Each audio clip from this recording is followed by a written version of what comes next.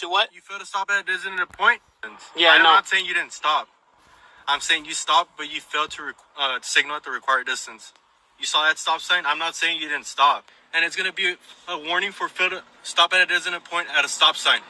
So about 3 months ago, Corners News uploaded this video. It shows a pretextual stop by a Texas DPS officer by the name of Sgt Estrada. So in the video, initially, Texas DPS trooper Sgt Estrada pulls this guy over and claims that he didn't stop.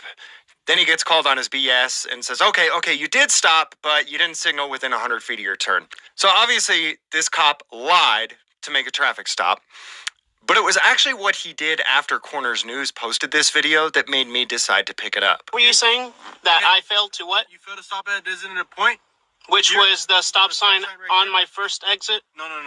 Right here on your last exit. And then when you got off the highway, you failed to signal at the required distance, which is 100 feet.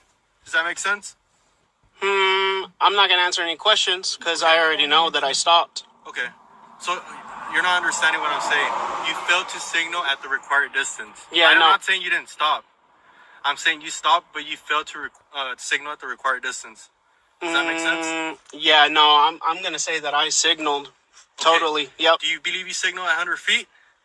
I'm going to go ahead and just keep my mouth shut. Okay. I signaled. Do you have your driver license? It's in my other vehicle. Okay. Do you have your driver license number? 26. Your name and badge number? It's gonna be Estrada, sir. 16031. Okay. So you have pulled me over for failing to signal No. before Sir, to signal at the a required distance, Yes, required sir. distance. So Yes, sir. when I was under that bridge, No. You're not understanding, sir. Be on when you got off the bridge. Does that make sense? You saw that stop sign? I'm not saying you didn't stop. so I exited right here and then took a left at the stop sign. And you didn't signal. Went under the bridge Sir, and had a left turn When signal. you took the exit, correct? You remember when you took the exit and you came on the stop sign pointing south? As soon as you hit the stop sign, you hit your blinker. You failed to signal the required distance. That's the first violation. Okay, so do you have that on camera, Yes, or sir, yes, we do. were y'all just No, we do have that on camera. okay? Our camera records 2 minutes prior from us turning on the lights. So clearly we do have it on camera, sir. Okay, So can you hand this gentleman your driver's license and your proof of insurance? I just gave it to him. Okay, do you have the proof of insurance? Yeah, it's actually I have it on email. It's Progressive, but I have it on my app. I don't think I have paperwork. That's for it. fine, sir. If you don't have it with you, we'll go ahead and verify it in our system. It's fine. Yeah. Okay. Give me 1 second, alright, sir? Yep. What's your name and badge number? Trooper Salinas, badge number 15965, sir. Okay, thank you. Hey, sir. I'm going to run your DL, sir. It's going to be a simple warning for fail to signal at the required distance, which is 100 feet. And it's going to be a warning for fail to stop at a designated point at a stop sign. Okay. Wait a second. First he says this guy didn't stop. Then the guy calls him on his BS and he says, okay, I'm not saying you didn't stop. Twice he says, I'm not saying you didn't stop. Now he comes back and says, I'm going to give you a warning for failure to stop. What is it? Did he stop or did he not? It's no wonder Trooper Sgt Estrada was embarrassed that this got posted and wanted it taken down. That I failed to what? You failed to stop at a designated point?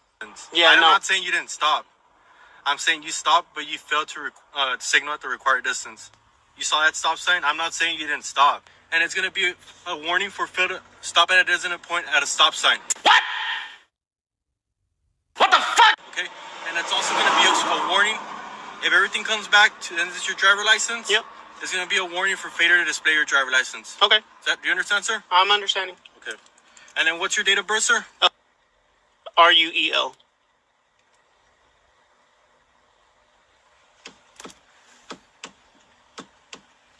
All right, sir.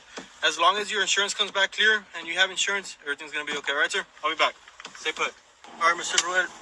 Sir, like I mentioned to you, it's just going to be a warning for fail to display your driver license, which you gave me your driver license number. It's going to be a warning for fail to stop at a designated point at the stop sign right here under the underpass. And it's going to be a fail to signal the required distance, which is 100 feet before turning. Okay? If you sign right there, sir, it won't affect the driving record, and it won't, and there's no fines or fees. All right. Can you just make sure all your information is correct, sir, before signing? Is this from the 5.0 or is it the 4.6? So, I'll tell you. I mean, I was a Mustang. My first car was a 1987 Mustang GT. That's what I'm asking. I've always been a Mustang, but you know how they made the, you know how they changed the years and they made the 4.6 and then the 5.0 right away. If I tell you, I'd rather just show you. It's up to you, sir. You want to show me? You can go ahead.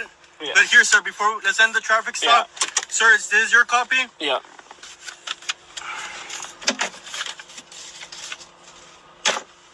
You can go ahead and step out, sir. Usually pretextual stops are used to have an excuse to stop someone, not necessarily for their traffic violation, but so that you can search their vehicle for illegal drugs, guns, dead hookers, and things like that. It appears that Sgt Estrada may have done a pretextual stop on this car because it's his favorite car and he wanted to get a closer look at it. So anyways, Corners News posted this video about 3 months ago, and this is the thumbnail that he used on his video, picturing Sgt Estrada. Fast forward to just a few days ago, he received a privacy complaint on YouTube from someone claiming that their privacy had been violated in the thumbnail. Now, in order to make a privacy complaint on YouTube, you have to affirm and reaffirm multiple times that someone has posted your confidential information, such as a social security number, bank account numbers, or other private data that should not be on the internet. Now, obviously, none of Sgt Estrada's personal information was included in the thumbnail or the video, but when you look into who Sgt Estrada is, the plot thickens even more.